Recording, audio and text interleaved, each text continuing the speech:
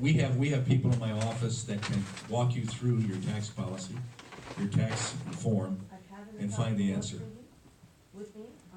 Well, let me say, the majority of people across the state, because of the tax cuts, have experienced just the opposite of what you've experienced. Not true. And the most recent report came out, in fact, from a nonpartisan group, saying that the average was a 33% reduction of individuals.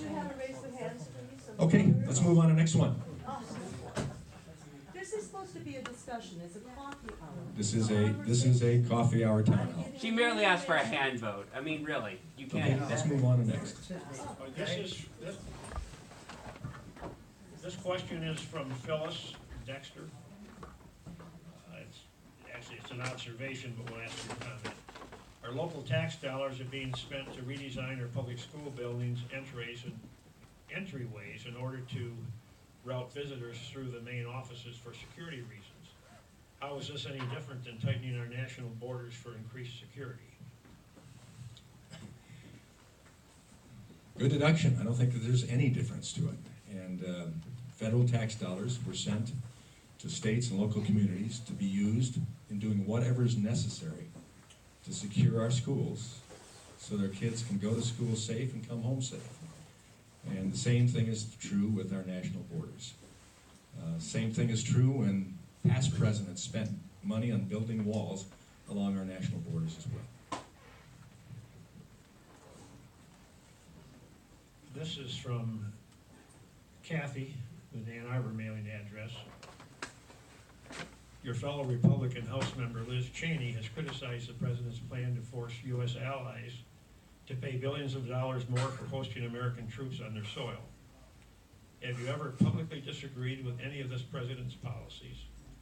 If yes, please elaborate. If no, are you really in total agreement with every presidential policy or just willing to stay silent? Well, I can't speak for Liz Cheney, why she disagreed, though she supports the president overwhelmingly as well. I've disagreed and have made statements in public town halls like this about some of his personality statements, some of his tweets. I can't go back and give specific tweets. There's been plenty of tweets that have taken place. That was my question. I'm not asking about the tweets. I'm asking about the policies. The tweets are the policy in many cases as well. And so we've taken positions against those. When we talked about closing the border to Muslims, that's a policy. I can remember taking a stance against that. And I think my rating is somewhere up of above 95% in support of the president's policies. Why wouldn't they be? They're conservative policies. They're economic conservative policies. And, oh, by the way, they're working. And America is stronger now than it's been in quite a few years, economically, militarily as well. And I think I'd also state we haven't seen missiles flying from North Korea over Guam for quite some time right now. This question is from Susan with Scioto Township. Thank you for your past support of the Global Partnership for Education. Will you please support a level of not sure whether it's, thank you, within the basic education budget for fiscal year 2020? You can sign on to the Dear Colleague letter being circulated by Congressman Fitzpatrick of Pennsylvania to do so, but the letter closes next week, March 17th. Our policy has been, and it's traditional policy, of not signing on to letters that affect specific committees that I serve on. And because we'll be dealing with that in the committee itself. Well, it's education, so we have oversight over that as well. In Congress, unlike the House and Senate in the state legislature, you have jurisdictional areas and multiple jurisdictional areas. So if it deals with any type of education, it will come to our jurisdiction as well. But even in foreign aid. But bottom line, I'll wait to see what the figures actually are and how they line up with what ability we have to fund any given, let alone the Global Education Fund. I've supported in the past. We'll see how it fits. The president introduced his budget today, or will be introduced today. And again, as we've said before, the president proposes, the Congress disposes. Generally, the president's budget isn't the budget. I think we can say in modern history it never has been the budget that actually goes out. And so we'll see what happens. I'm going to try to read several of these portions together because they're sort of on the same topic. Jeb from Britain.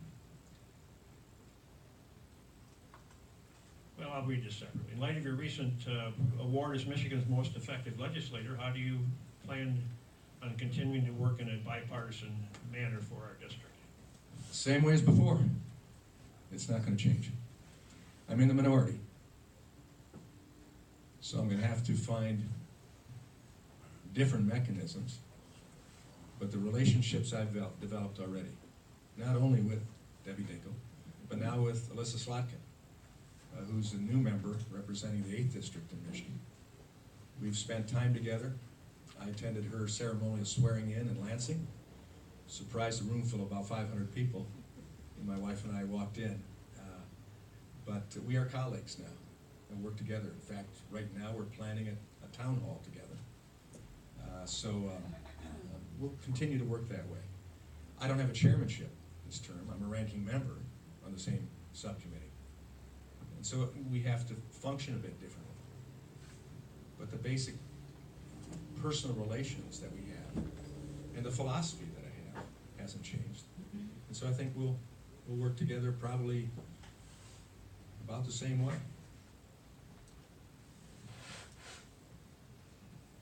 This is one I thought was related to the general topic of communicating with your constituents. This is from Rachel in Dexter.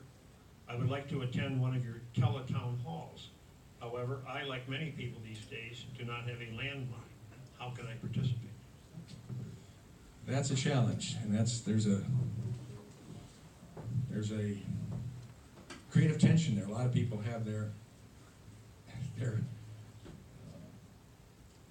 mobile phones now, and they had hoped that by having only mobile phones, they wouldn't have robocalls that got to their mobile phone.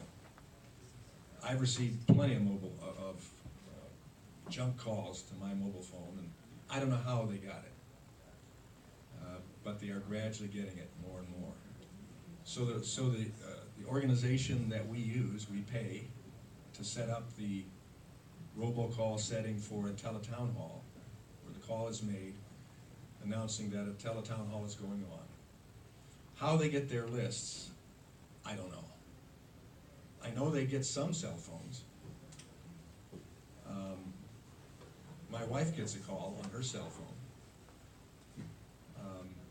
I know some others that get calls on the cell phones, I've heard at least. You get one. You probably get a lot of junk calls on your cell phone too. Could you post that on your The website? do not call list just doesn't seem to work anymore. Could you post that on your website? Post what? That you're having a whatever it's called, teletown hall? It's done in a local community. For instance, we'll do, I think the last one we did was Monroe, Washtenaw, and Eaton counties. And those portions of those counties are called by the list server that makes those calls. What phone numbers are on that list, I have no control over. I'd assume that. You're not answering any of the questions, sir. Thank you.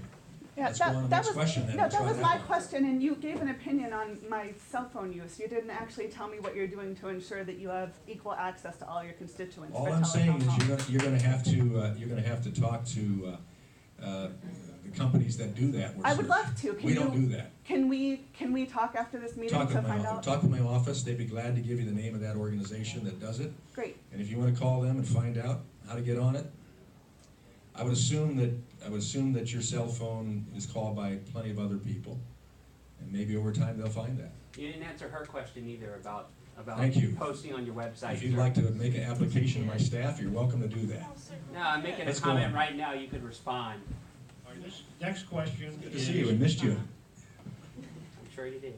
this This next question is from Bill with a Chelsea address. The Guardian reports that Trump has made 7,645 false statements since becoming president. That was in January of 2019. How can you, as a fundamentalist Christian, support a proven liar?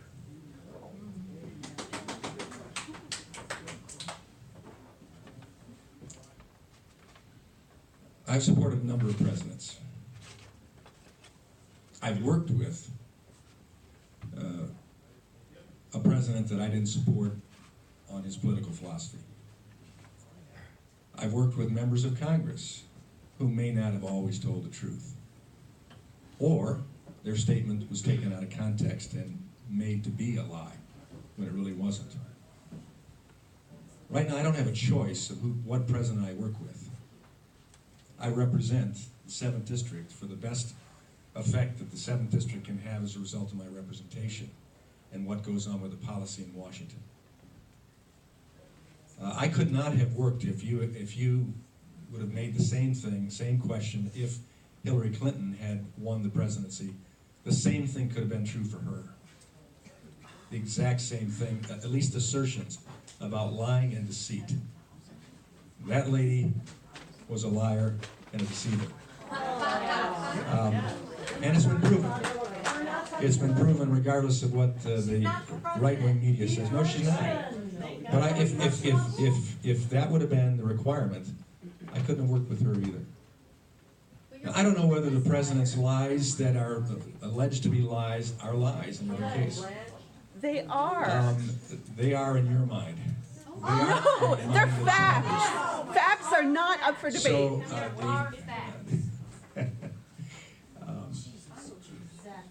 this is the uniqueness of America. We have sides that we take, and that is what America's supposed to be. This isn't America's normal, system of though. government You have to admit, this is not normal. is not a homogeneous unit.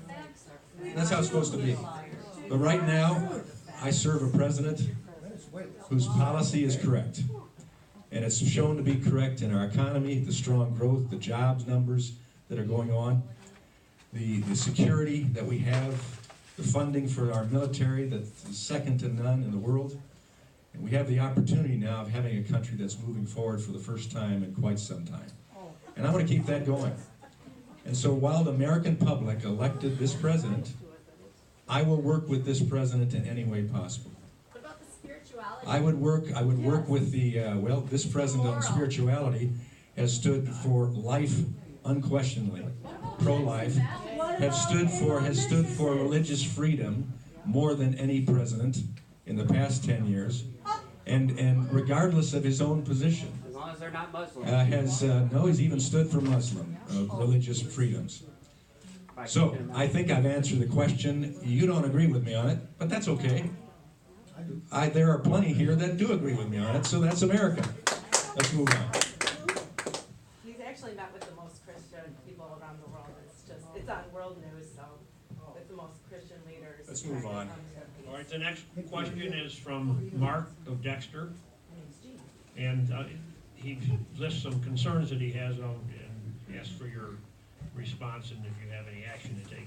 I'm concerned about a radical socialist left agenda, lowering the voting age to 16, abortion, infanticide, the Green Deal, national legalization of marijuana, allowing illegals to vote.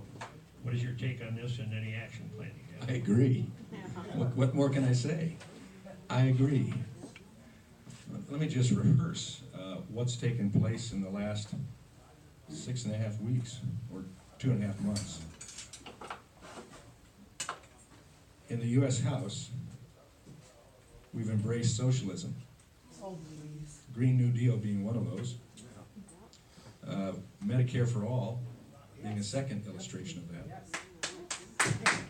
Which, if you're a senior and you're on Medicare like me, ought to strike fear in your hearts because Medicare has been in deficit since 2010. Concerned about taking care of all who are legally on Medicare without adding the entire country to Medicare. We've abided by infanticide. We violated, when you kill a baby outside of the womb, that's infanticide. That's not happening. That has happened. Talk to the governor of Virginia. We violated the First Amendment. It was interesting last week when I voted against the so-called election reform bill. The ACLU stood with me on that. Did you hear that? ACLU opposed that legislation because of the violations of First Amendment liberties. Infringed on the Second Amendment without helping one child in school or a church situation or a theater situation in that legislation. And we defended illegal immigration. That was what has taken place over the course of the past 2.5 months since the new majority took control in the House. So that list comes from my own experience. And if you're watching carefully the news, you'll pick that up as well. That comes from actual legislative action. You mean Fox News? In the last, no. Yeah. Thank God we don't only have Fox News. Thank God we don't have only MSNBC either, or CNN. Okay, let's move on. And maybe you discussed this, but this is from Sue of Dexter. The election reform bill would have ensured fair elections. Why did you vote against it? It would have reduced the role of big money and closed loopholes that allow foreign entities to buy campaign ads. Well, the ACLU and I stood together on that. Took away First Amendment liberties. It took a nonpartisan FEC, Federal Elections Commission, that's a 3-3 split, and put it to a 5-2 split. That's a concern. That becomes partisan. It took away certain, it expanded the numbers of statements that can be made that could be considered political in a campaign. That's amazing. It gave taxpayer dollars, as long as you didn't give more than $200, it matched what you gave 6-1 from taxpayer dollars. That's from corporations who have been fined against improper behavior. So now you're gonna defend the fact of having more corporation involvement in campaigning? Now that's why I voted against this bill and a number of other reasons. It's a terrible bill. It took away protections for legal ballots. It said that you could vote, of course, at any time, up to the election day, not having a legal affidavit to prove who you were. But you could do it online with a picture. That picture may not have been you. Or you could simply sign an affidavit. That signature may not have been the one you were signing for. You could harvest ballots under this provision, like they did in California, where 7 members won on election eve, election night, last election, and within 6 weeks later they lost.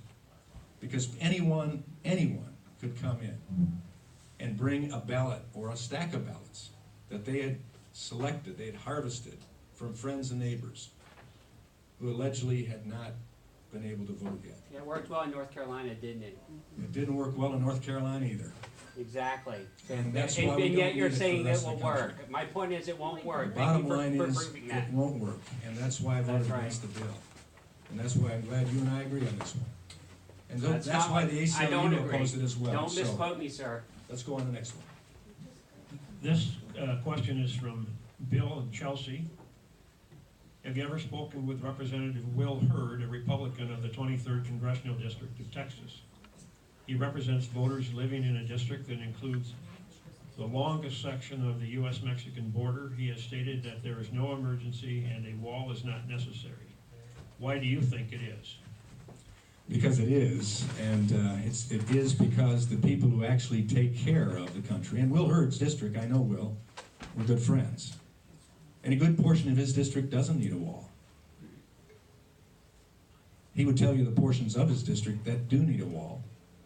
And his response to the questions of people saying, do we need a wall on the entire border? No, we don't need a wall on the entire border. We need where it needs to be. And that's all the president's doing by going to Customs and Border Patrol, Homeland Security agents, and leaders and asking them, where is it needed and what do you need? That's where he got the $7 billion price tag. And that's where he got the $8 billion price tag that he's offering now in this new legislation. It's going to take more than that to do the entire border where it's needed. But he's taking in component parts. We can only build so much. And we are building. We have been building. President Obama built. President Bush built walls. And only because the president's name is Trump right now is there any opposition to it. Let's move on. This is from Judy and Chelsea. Turn it over the other way. It's upside down. There. Okay. This is from Judy and Chelsea. Given the divisiveness and partisan politics that seem to be increasing in our country, what are you personally doing to address this problem so that Congress actually does the job they were hired to do? Well, they say in Congress there are workhorses and show horses. My effective rating was based upon being a workhorse. You're not seeing me on a lot of national media. We don't attempt to be on national media. Local media is a different story because I think the people ought to hear me, the people who I represent. But the effective rating came because we did work in a bipartisan fashion. My Democrat colleagues know exactly where I can come down and where I can't. And if they don't know that, they ask me. And then if they find a position where we can come together on, we come together on. That's why Dan Kildee received support from me and the other members, at least the majority members, of our Republican delegation on the Flint water issue. That's why we work together on the